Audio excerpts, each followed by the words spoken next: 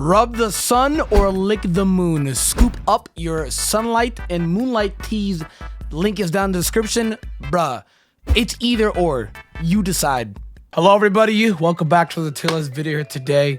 You know what it is. You guys seem to be loving these. We're just going to keep pumping them out. We're going to keep giving our takes. Generally, a lot of people have been agreeing with me. Appreciate that. Glad to know here we have good takes. I personally believe I have pretty good opinions. I don't think they're the godliest. I don't think they're trash. I believe I have pretty good opinions. And generally, from what I've seen in the feedback, you guys also agree as well. So much love to that. If you guys are loving the video, loving the series, vids, whatever, hit that like button down below. We're going to talk about champions today. And the who tier list is very important because we are wow. Wow. This might okay. Lance is not in goated, so I feel like I might get some hate for this one. Lance is cool, but my God, is he overrated, dude? Like and overrated, I feel like holds such a negative connotation. It's not bad. If something's called overrated, it's not bad. It just doesn't need to be as popular as it is. And people genuinely agree that it's the best champion of all time, right? Like Lance's team, well, it's an all-dragon team, right? Just a bunch of Dragon Knights. I get it. Gen 1 Dragon Knights only is the Dragon type. I get it. Nobody wants to run into a champion facing a Dragonair. I get it, man, but I don't know, man. I don't know. I just feel like he was honestly like Seafoam Islands, Articuno, just a breeze, you know? I guess I like the more, you're going to notice this for me, but I like it more when champions have a more diverse, they have a more diverse team. So we're going to go into this. Wow. I guess people don't know also what I base this off these two. Design, difficulty, coolness, anime, manga, Pokemon that they have, signature mons, generation, you know what I mean, everything. So we're just gonna get it with it. It's been 2 minutes and still has been done. So I think we can all agree here that when I put question marks, I'm gonna put Diantha in this. Like, come on, dog. Like does anyone like Diantha? Are y'all out there, Diantha? Knock knock. Diantha fans, where y'all at? Cause wow, I almost want to use this laughing emoji here to just laugh because oh my God, dude, Diantha is just like okay. So at least a few of these champions, right? Actually, correct me if I'm wrong. Iris, I don't think she was around as often as we should expect as well too. But a champion role is usually around throughout the generation, throughout the region. You know what I mean, dude? And where was Diantha? Like, she was just irrelevant. She was there at a coffee shop, and that was about it. She was there at a train station when you're about to take on Ramos. That's about it. You know what I mean? Like, there's so much happening to the world, an X and Y story. That's so vague, too. Can we talk about that X and Y story? My God. Go watch my games tier list video. Because, my God, X and Y had way too much potential to be cucked like that. But no, like, she just was not. She was MIA, gone. This is a generation of megas, too. She's a fairy. If you're playing Pokemon Y, Yveltal decent. If you're playing Pokemon X, right? Because Mega Gumball beats Yveltal, right? Or if you're Pokemon X, right? At least you're taking up to take a hit off the Xerneas. You know what I mean, dude? Like, I don't know, man. She was just not here. She was MIA. Sorry, I opened the Pika Hex. Regardless, I don't know, man. She is in a tier of her own. I think a lot of people agree with me here. Even design-wise, she looks like some weird, stupid, like, tooth fairy. I'm just sitting here like, bruh. Yo, French niggas do not need tooth fairies. Come on. To move on with that, I think Lance is cool. Like, I think he's really, really, really cool. He's an amazing design. I love Dragonite. I just don't think he was that difficult. I mean, like, if you don't want to use the Articuno as a Lapras they give you in Silph.co, you know what I mean? Just whoosh, you know what I mean? And I know I might get some hate on that because I'm going to put somebody on GOATed. You guys are going to think, oh, well, he wasn't that difficult. End of the day, it's if someone has a diverse team, it's up to you, but it's just mono dragon, you know what I mean? Like, I didn't think his team was cool though. Aerodactyl was really cool. I love Aerodactyl, I love Gyarados, I love the Dragon Knights, you know what I mean? It's just, I think it kind of bothered me is the Dragon Knights weren't level 55 in some games. So I was like, yo, was I hard gold? Soul Silver? Or he was a champion and Golden Silver as well too, that in Gen 2, he just didn't have 55s. Just didn't. You know, like what, 48? Okay, so Masuda, somebody at Game Freak hacked. Come on, man. hackery. I'm gonna go Iris in mid. I don't think she's relatively too bad. I think she's extremely scuffed Lance. When I say extreme, I mean extremely. I mean, Dragonite does hit harder than Hydreigon, but Hydreigon is more diverse than Dragonite. But I don't know. Like, I'm gonna put her at mid because I don't think she's trash. I also don't think she's cool or goated. She's right there in the middle. You know what I mean? Pick your poison. For a lot of people also think she's trash. Her theme was godlike. You know what I mean? Her theme was nutty. That was insane, dude. I liked her Hydreigon. Sorry, she really didn't have that, man. She had a Lapras as well, too. That's convenient. You know, I can't lie about that, dude. That actually caught me off guard because if you bring your own dragon to take her on, she has a Lapras, which is a really good mon to take on dragons with how bulky it is. Playthrough-wise, with how bulky it is. So I like that. I'm not going to lie. I did. Haxorus, come on, man. Like, come on, man. Haxorus is a mid Pokemon, but I might get some hate for that. I'm sorry. They're just my takes, all right, dude? I say things that people are not brave enough to say, all right? Kukui, I also think, I don't know. Kukui's a little hard to place because I want to put him in cool, but then I also want to put him in mid. You know, like, I feel like I'd have to put him in a tier between that, you know what I mean? Because maybe it'd be too low, but cool would be too high. You know, like, they caught us off guard. Like, oh, come to find out, Kukui's actually not even technically a champion, so he shouldn't even be on this list. Like, the whole point of Kukui battling you is there isn't a champion. So whoever wins between y'all becomes the champion, you know what I mean? Or it's like, you are supposed to become the champion, and you are the champion in Sun and Moon. In Ultra Sun and Moon, it's how, I think, but it's really weird, you know what I mean? It's just really, really weird, dude. So, I don't know. It's a bunch of technicalities into it, because you're technically the champion. So, he's like more like a filler, a placeholder, you know what I mean? So I don't know. Regardless, Wallace. Who? Wallace. Who? I mean, we all know who he is. He's popular. You see him in the end. We had Milotic. Kind of hard not to remember him. He had Milotic. Everybody loved that mom back in the day. You know what I mean, dude? He was the 8th gym leader in original Ruby and Sapphire, and Emerald is the champion. I'm sitting here like, dog. Who? He was definitely annoying, though. I'm not gonna lie. He was definitely annoying. He had a, was it smoke screen or was it a double teaming Kingdra? Oh my god, I wanted to lose my mind. His Gyarados was a threat as well, too. He had a Dragon Dance, Whiscash, dude. I know he had an all water mono team, but water types are so diversified in their typing combinations that water mono is honestly kind of threatening. It's definitely more threatening than Dragon Mono, I will say that. You know what I mean? I don't really know what Diantha is supposed to be. Was she a fairy champion? Or was she also just diverse in her own mons that she had to use? Because I think she was, because she had Aurorus, she had Mega Gardevoir. I think she had a Tyranitar with fossils. It was really weird. Like, I never was really sure what she was. The entire time I just thought that she was her own little thing. You know what I mean? She was, like Blue and like Cynthia, where she's a diverse type. That's what I thought the entire time.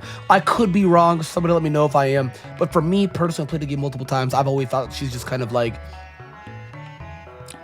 her own thing. You know what I mean? Even though she does have the fit of a fairy queen, I just always thought that she's her own thing. You know what I mean? Alder.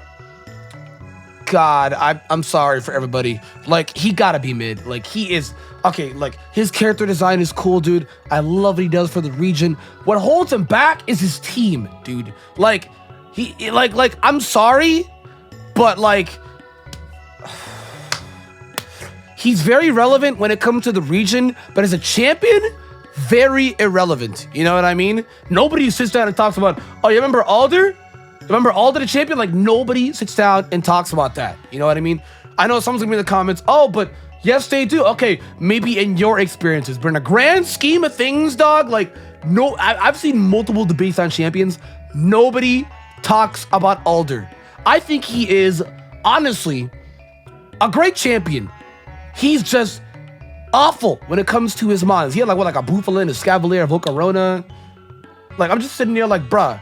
And a Salgor, I think he had that too. I'm just sitting here like, bruh, like, why? I'm pretty sure he's a bug champion.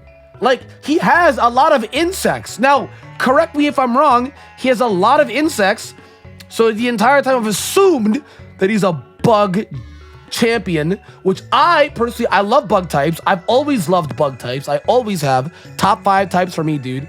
But like I love Volcarona. I love Escavalier.